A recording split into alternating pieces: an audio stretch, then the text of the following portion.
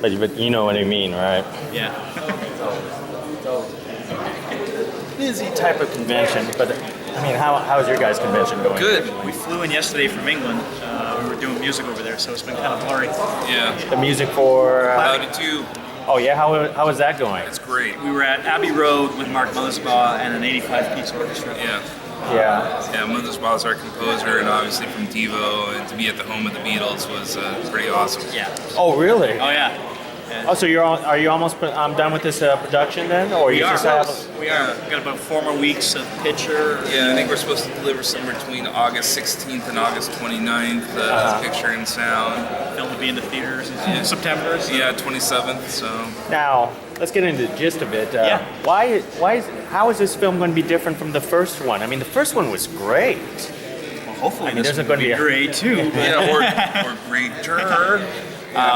On the character side, we wanted to take Flint and kind of emotionally advance him. So the first movie kind of started off like an 8-year-old kid, and maybe ended around 14 emotionally. Like he kissed a girl, started to have relationships with people in his hometown, you know. Yeah. So we wanted to take this guy who was like the backyard inventor and put him into a world full of backyard inventors. So it's like going to high school, or for us, like going to art college, or you know, what I mean, there's that moment of graduation. So that was sort of how we jumped his story.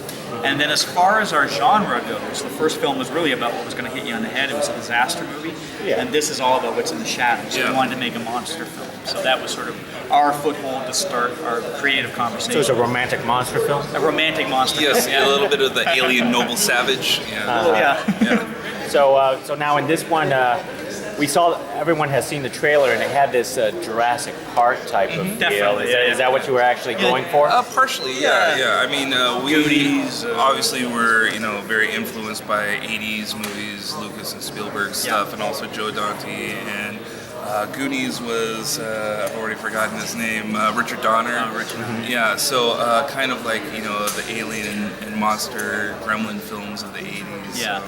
And a lot like Cloudy 1, where we paid homage to the Bruckheimer, kind of Irwin Allen style disaster films. We do a couple of direct parodies, but mostly we try to parody the genre. It's the feeling of that kind of film.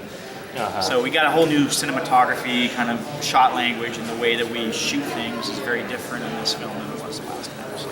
Okay. Yeah. Cody, you have done animation before with several different. How is this going to be different for you? Well, this is my first time directing a theatrical feature. Did a short before and a direct-to-DVD, and I've been a board artist for, 17 years now or something? Yeah. But, this is the first time I'm working with a co-director, Kris, but we've been working together for about 9 years on different projects, so...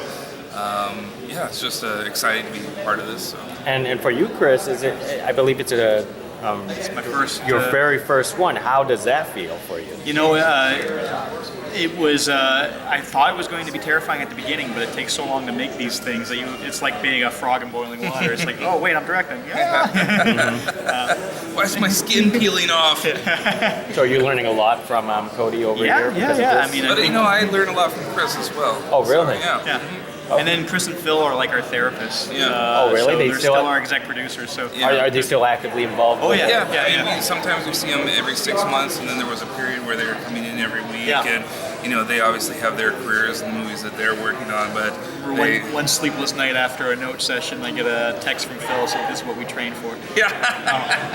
Now, being animated directors, both of you guys on the same field, was it difficult to work with each other, or you guys just had everything worked out like? I mean, certainly we have disagreements every now and then, but because we come from the story room, where generally it's a small team of 5 to 8 artists, maybe 10, and the way that you develop a movie and story is that it's a collaboration and it's a what if. It's like a writer's room, and so we approach our collaboration very much in that way, where it's all about soundboarding. It's What's okay. the funniest idea or the best idea, and can that be built upon? And we can change our minds. It's not like you have to have a position that you go down fighting for. Like really, it's about debating and soundboarding and feeling safe. There's been a lot of instances where it's like, well, let's try cutting it out, and then maybe we miss it later on, put something back in. Yeah. So let's talk about these Fudamals? Fudamals, yeah. Is that how you pronounce it? Yeah. I mean, there's like 31 or 40 is what I yeah. thought. for yeah, about yeah, 41? Which one was the most difficult to develop, and which one was the favorite for you guys? Okay.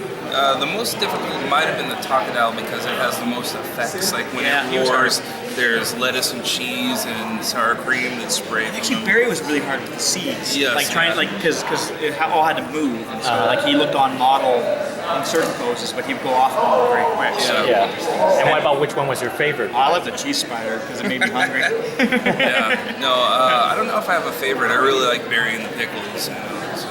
Was there any unfavorite foods that you guys had to put in the film, but you personally don't like? Oh, no, I like all food. Yeah. That's how I get to this shape. You know? Yeah, no, I can't think of anything that I wouldn't eat. Yeah, that's a good question though. It's the first Yeah. time someone has asked us that. Oh, okay. Yeah. So if you were on that island, you would probably try to eat everything. Yeah, I mean, if there was a soda pop character, I probably wouldn't eat that because I don't drink a lot of soda anymore. But I'm not big on fish. We don't really have any fish, do we? right, Fish sticks. yeah. Well, Or also eggs. scrambled eggs. Eggs. Yeah. I don't like eggs. We don't have any eggs, so I think no. I'm good. No fish, no At eggs. some point, Brent pops out an egg, but I don't know Yeah, if that counts. it's true. Yeah. It's true. Okay. Just to wrap it up, could you guys talk about after Cloudy? You guys have any projects in the pipeline that? My that main you're doing? project is sleeping for about 6 months, so I stare at my kids who have become teenagers Yeah. while making this movie to see if they'll still Yeah. talk to me. no, probably take a break, but I'm sure there'll be something after. Okay. Yeah, I okay. love making movies, love animation. So, Yeah. Hopefully stay in the cartoon business. Yes, yeah. And you would love to stay in the cartoon business and now Yeah. move over to like a feature film like the other guys did. Not necessarily. Yeah, I mean, I like Who to, knows? I like to draw, so if I can Right. stay drawing, that would be Yeah, good. I mean, there's some live action films that are as bizarre as animated films. That's and true. With a lot of effects films, like they sort of become like animated films. Mm-hmm. So I wouldn't count it out, but I mean, we both love animation, come from animation, so. Sort of like a Forrest Gump life, you just show up and see what happens. Yeah. Okay. Well, Yeah. thank you very much. Yeah, Very nice to thank meet you. Hey, nice to meet you too. Cheers. Have a good festival. Is Good. it all good?